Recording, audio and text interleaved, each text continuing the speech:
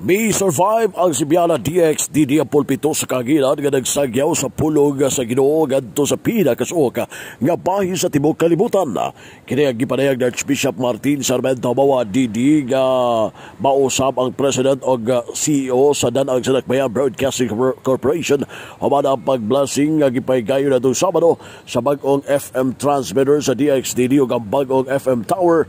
Di gipasalamatan sa Arsobispo ang tanan nga nahimong kabahin sa DXDD labi na ang mga kaparian nga bihatag sila kinatibuk-an nga suporta sa Sibiana DXDD kaya ang DXDD mauman ang mupaabot sa pulong sa Ginoo sa bisan asang dapit. Pinagi sa radio sanglit ang mga kaparian mauman ang giabaga sa pagsangyaw sa pulong sa Ginoo tungod kay dili man maabot ang kinatibuk-an nga mga lugar sa mga suok nga bahin hinungdan nga naa ang pulpitos kagilan aron maabot kini ngadto sa katawhan. Dugang pa ni Archbishop Humawad nga daghang mga problema ang DXDD kaniadto gani iyaman kini gisugyot nga ipasarado ang DXDD apan daghang mga kaparian ang mipugong kaniya sa pagpasira hinungdan nga naa gayud ang ilang suporta sa pulpito sa kagilan.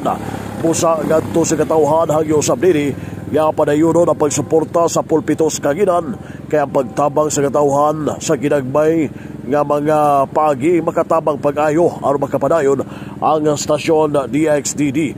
Og labaw usab nga gipasalamatan sa Arsobispo ang Church in Need nga bihatag og pundo alang sa DXDD transmitter aron nga makapagkusog ang Sibya sa FM radio sa 100.7 MHz.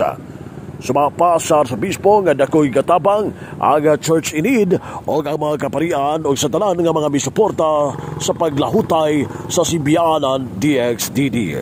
Aniya timi kabay payag sa Arsobispo sa Archdiocese of Ozamis Most Reverend Martin Sarmiento Habawa DD gamoy mihatag o mihimo sa pag-blessing nitong nagkalamay Sabado sa bagong FM transmitter o ang bagong FM tower sa Sibianan DXDD.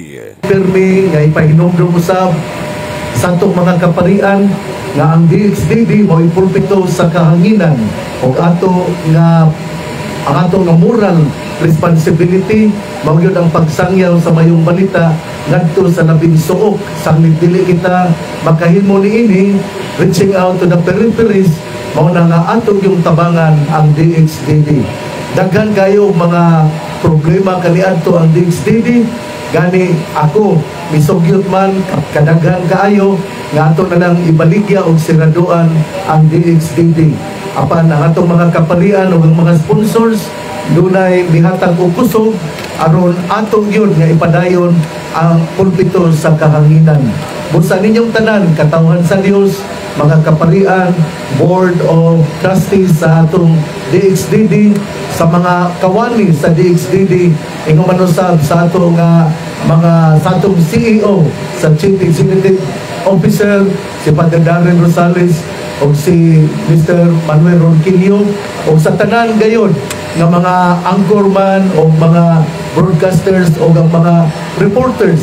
Salamat kaayo kay inyong yung gipadayon o gihimo ang inyong responsibilidad, ang atong responsibilidad sa pagsangyaw sa mayong balita. Usbon ko magtambayuyungay kita o akong hangyoon gayon ang ato nga katawhan nga atong suportahan sa pag-ampo o financially ang ato nga DXDD, ang inyong pagtabang sa ginagmay nga salapi kini makatabang kaayo aron mapadayon ang ato nga istasyon sa DXDD o mahatod ang pulong sa Dios ngadto sa labing suok o gilit nga lugar sa ato nga probinsya ing manusab sa sikbit nga probinsya.